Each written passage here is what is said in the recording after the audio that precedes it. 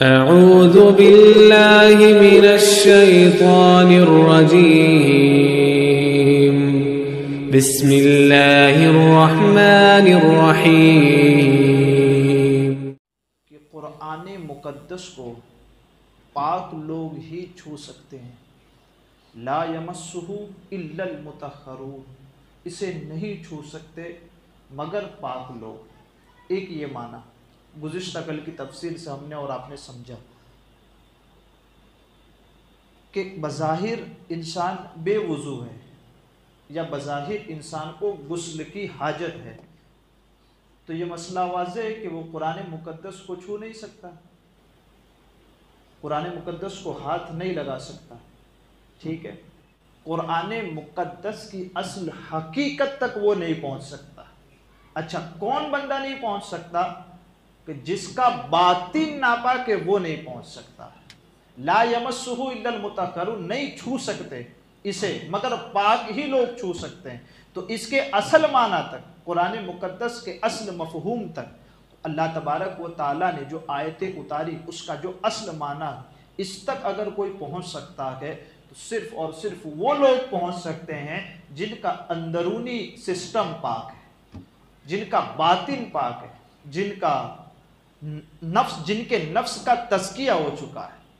اسی کو دیکھیں آپ، اور یہ میں کیوں کہہ رہا ہوں، اس کے لیے میرے پاس کوئی ثبوت، قرآن مقدس کی آیتیں جن میں بعثت انبیاء کا تذکرہ، ان بعثت انبیاء یعنی انبیاء کو بھیجنے کا مقصد بعثت انبیاء کیا؟ قرآن مقدس میں فرمایا لقد من اللہ علی المؤمنین اذ بعث فیہم رسولا من انفسہم یتلو علیہم آیاتہ ویزکیہم ویعلمہم الکتاب والحکمہ۔ پہلے لفظ کیا ہے؟ ویزکیہم، پہلے انہیں پاک کرے، پہلے ان کے دلوں کو نور سے جگمگا دے، پہلے ان کا تزکیہ ہو جائے، ان کے نفس پہلے پاک ہو جائے، ان کے دل پہلے پاک ہو جائے، اس کے بعد وَيُزَكِّيهِمْ وَيُعَلِّمُهُمُ الْكِتَابَ وَالْحِکْمَہ، اب جا کر کتاب و حکمت کا علم آئے۔ اب قرآن مقدس کے اصل معنی اور مراد تک پہنچنے کے لیے سب سے پہلے ہمیں اور آپ کو اپنے باطن کو صاف کرنا پڑے۔ قرآن پڑھ تو لیں گے، قرآن سمجھ تو لیں گے، لیکن اس کے معنی کی گہرائیوں تک کوئی نہیں پہنچ سکتا جب تک کہ وہ اپنے باطن کی صفائی نہ کر لے۔ اسی کی دوسری آیت قرآن مقدس میں فرمایا گیا کما ارسلنا فیکم رسولا منکم یتلو علیکم آیاتنا ویزکیکم ویعلمکم الکتاب والحکمہ۔ یہاں بھی وہی کاپی مضمون ہے، ویزکیہم، پہلے اپنے باطن کی صفائی کریں، ویزکیہم ویعلمہم الکتاب والحکمہ۔ وہ جو نبی ہم نے بھیجے ہیں، وہ نبی کیا کرتے ہیں؟ وہ نبی سب سے پہلے ان کا تزکیہ کرتے ہیں، ان کے دل کو گناہوں سے پاک و صاف کرتے ہیں، ان کے دل جب جگمگانے لگتے ہیں، نور سے بھر جاتے ہیں، اس کے بعد یہ انہیں کتاب علم و حکمت عطا کرتے ہیں۔ علم و حکمت کی کتاب کے ذریعے ان کے سامنے آیتوں کو پیش کیا جاتا ہے۔ یہ ہے اصل چیز۔ تو قرآن مقدس کو بغیر وضو نہیں چھوا جا سکتا، یہ اصل معنی سمجھ میں آیا، اور اس کا حقیقی معنی اس سے ہم اور آپ یہ بھی سمجھ سکتے ہیں کہ قرآن مقدس کا اصل معنی اور اصل مفہوم وہ کبھی نہیں سمجھ سکتا جس کا دل گندا ہو، جس کی نیتیں گندی ہو، جو گناہ کے اندر ہمیشہ رہتا ہو۔ کبھی نور اور اندھیرا اکٹھا نہیں ہو سکتا، روشنی اور اندھیرا اکٹھا نہیں ہو سکتا، کبھی پاکی اور ناپاکی اکٹھا نہیں ہو سکتی۔ یہ قرآن مقدس اللہ کا کلام ہے اور یہ پاک ہے، تو یہ اسی دل میں رہ سکتا ہے کہ جو دل پاک ہو۔ جو دل ناپاک ہو پھر یہ اس میں نہیں رہتا نا، کیسے رہے گا؟ اگر رہ جائے تو پھر یہ غلط ہو جائے گا مسئلہ۔ تو یہ ہے اصل چیز، ہمیں قرآن مقدس کے اصل معنی تک پہنچنا ہے اور اس کا کیا معنی ہوتا ہے اس کو سمجھنا ہے۔ اس کے لیے کیا کرنا ہے؟ کوئی چیز کرنی نہیں ہے، سب سے پہلے گناہوں کو چھوڑ دو، گناہوں کو چھوڑ کر کے تزکیہ کرو اپنے نفس کا، نیکیوں کی طرف آ جاؤ۔ نیکیوں کی طرف آنے کے بعد اب غور و فکر کرو قرآن مقدس کے اندر، اب غور و فکر کرو کہ ہر قدم تمہارا ایسا ہوگا کہ کامیابیاں تمہارے پاس ہو۔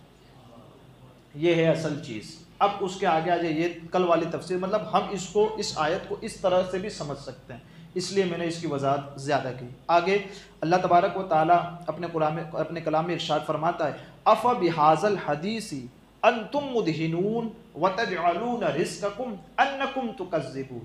دو آیتیں ہیں، تو کیا تم اس بات میں سستی کرتے ہو؟ جو کل کا جو مفہوم تھا کیا تھا؟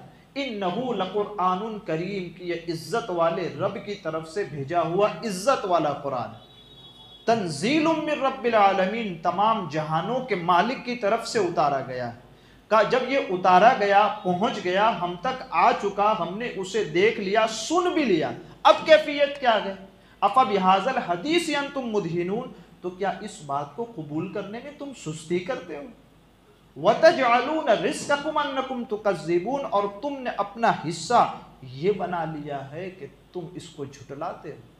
یہ کفار مکہ کو ڈانٹ اور ڈپٹ جو کہتے ہیں نا، تنبیہن، یہ کام کر رہے ہو، سمجھ میں آ رہا ہے کہ اللہ تبارک و تعالیٰ کا مقدس کلام ہے۔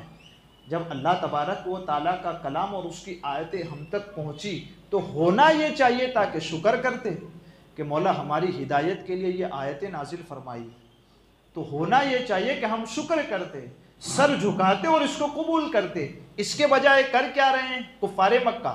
اس کے بجائے کافر یہ کیا کر رہے ہیں؟ افبہذا الحدیث انتم مدہنون وتجعلون رزقکم انکم تکذبون، جو انہوں نے اپنا حصہ لیا ہے وہ جھٹلانے کا حصہ لیا ہے، انکار کرنے کا حصہ لیا ہے، اللہ تبارک و تعالیٰ کے مقدس کلام کو جھٹلانے کا حصہ انہوں نے اپنے کھاتے میں لے لیا ہے۔ اس کو تھوڑا سا سمجھے کہ اس میں اللہ تبارک و تعالیٰ نے کفار مکہ کو ڈانٹتے ہوئے فرمایا کہ اے کفار مکہ، کیا تم اللہ تبارک و تعالیٰ کے اس کلام کی تصدیق کرنے کے بجائے انکار کرتے ہو، جھٹلاتے ہو اور اس انکار کو معمولی سمجھتے ہو؟ اتنی عظیم نعمت کو، اتنی بڑی نعمت کو تمہیں قبول کرنا چاہیے تھا، بجائے اس کے تم تو اس کا انکار کرنے لگے اور جھٹلانے لگے۔ ٹھیک ہے، حضرت امام حسن رضی اللہ تعالیٰ مولا کائنات، مولا علی مشکل کشا، شیر خدا کرم اللہ تعالیٰ وجہہ الکریم کے بڑے صاحبزادے امام حسن مجتبی رضی اللہ تعالیٰ عنہ فرماتے ہیں، وہ بندہ بڑا بد نصیب ہے، وہ بندہ بڑا بد نصیب ہے جس کے کھاتے میں یہ چیز آتی ہے کہ وہ قرآن مقدس کو جھٹلاتا ہے۔ سمجھ رہے ہیں؟ تکذبون، تم نے اپنے کھاتے میں یہ چیز ڈال لی ہے کہ تم اس کا انکار کرتے ہو۔ میں نے پہلے بھی اس کی وضاحت کی، آج پھر اس کی وضاحت کرتا ہوں۔ جھٹلانا دو چیزوں سے، ایک ہے قولن اور ایک ہے فعلن۔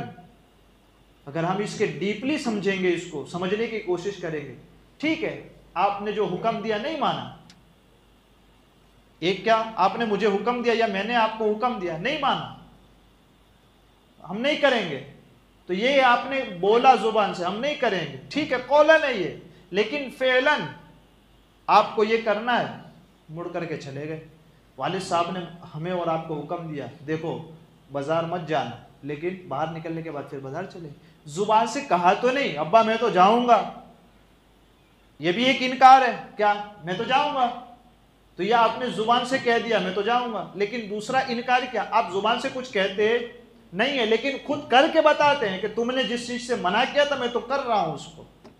تو ایک انکار کیسا ہوتا ہے جو ڈائریکٹ جھٹلانا، کہہ کر نہیں کریں گے، دوسرا انکار ڈائریکٹ کہہ کے نہیں ہوتا، انڈائریکٹلی کر کے جائیں گے، بتائیں گے، آپ بولیں گے کچھ نہیں لیکن کریں گے۔ کہ قرآن مقدس کی یہ آیت تو حقیقت میں کفار کے لیے نازل ہوئی ہے، مومنین کے لیے نہیں۔ کفار نے اپنے کھاتے میں یہ چیز ڈالی ہے کہ وہ قرآن کو جھٹلاتے ہیں، لیکن اس کو ہم ایک منٹ کے لیے خود اپنے لیے سوچیں کہ کیا قرآن مقدس کو جگہ جگہ پر ہم جھٹلاتے نہیں ہیں؟ ہم مانتے ہیں کہ قرآن مقدس اللہ کا کلام ہے، ہم مانتے ہیں کہ یہ ہدایت کی کتاب ہے، ہم سب کچھ اقرار کرتے ہیں کہ اس میں جو بات ہے وہ سچی ہے، جس چیز کو کرنے کا حکم دیا گیا وہی کرنا ہے، جس چیز کو نہیں کرنے کا حکم دیا اسے نہیں کرنا ہے۔ کیا حقیقت میں اپنے عمل سے وہ کام کر کے ہم بتا رہے ہیں؟ قرآن تو کہتا ہے شراب حرام ہے، تو ہم زبان سے تو نہیں کہتے لیکن خود بھی کر کے بتاتے ہیں کہ قرآن کو مانتے لیکن قرآن پر عمل کبھی نہیں کرتے، تو کیا جھٹلانا نہیں ہے؟ کسی بھی بات کو گالی دینا، قرآن منع کرتا ہے گالی دینا، اگر ہم گالی دے رہے ہیں پتہ کیا چلتا ہے، قرآن مانتا ضرور ہے لیکن قرآن نے جو کہا اس پہ تو کوئی عمل نہیں کرتا، تو پھر ماننا کس چیز کا نام ہے؟ سمجھ، تھوڑا سا ڈیپلی اس کو سمجھیے، میں آپ کے لیے اتار کر کے بول رہا ہوں، مطلب میری بات بھی تو وہ ہونی چاہیے کہ آپ کو سمجھ میں آئے نا۔ اب یہاں صرف علماء تو بیٹھے نہیں ہیں کہ قرآن مقدس کی آیتیں میں پڑھتا رہوں.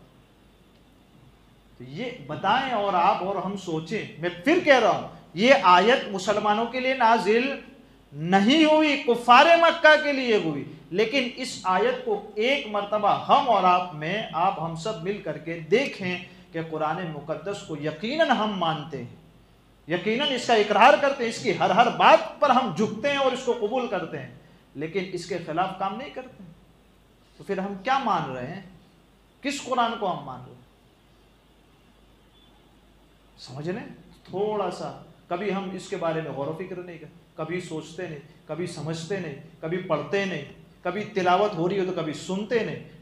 2 منٹ بڑھ جائے تو کہتے ہیں آج تو بڑی لمبی قرات ہو گئی، بڑی لمبی تلاوت ہو گئی. تو ماننا تو آیا ہی نہیں. انہوں نے کہہ کر کے مانا. ہم تو رب کا کلام نہیں مانتے، اور ہم ٹھہرے ایسے کہ مان تو لیا کہ اللہ کا کلام ہے، لیکن ہر کام ایسا کر گئے کہ یہی پتا چلتا ہے کہ ہم اللہ تبارک و تعالیٰ کے کلام کو نہیں مانتے. تو یہ ہر انسان کو اپنے تہیں کویسچن مارک لگانا چاہیے اور سوچنا چاہیے کہ کیا حقیقت میں اس آیت کے اندر کہیں ہم تو نہیں فٹ ہو جا رہے. تو ہمیں اور آپ کو اس بارے میں سوچنا ہے، غور و فکر کرنا. اللہ تبارک و تعالیٰ اس کھاتے میں جانے سے ہمیں بچائے کہ ہم قرآن کو تو مانتے ہیں لیکن قرآن کے احکام پر کبھی عمل نہیں کرتے. اس کھاتے میں جانے سے ہمیں بچائے. کہ اللہ تبارک و تعالیٰ قرآن کی سچی اور سیدھی سمجھ ہمیں عطا فرمائے، اس کے بیانات کو یاد رکھنے، اس پر عمل کرنے، دوسروں تک پہنچانے، خود اس پر عمل کرنے، دوسروں کو کرانے کی بھی توفیق عطا فرمائے. ہمارے کہنے میں، آپ کے سننے میں عمدن سہون کوئی خطا ہوئی ہو، اللہ عز و جل اپنے حبیب کے صدقے اسے معاف فرمائے. استغفر اللہ ربی من کل ذنب و اتوب الیہ.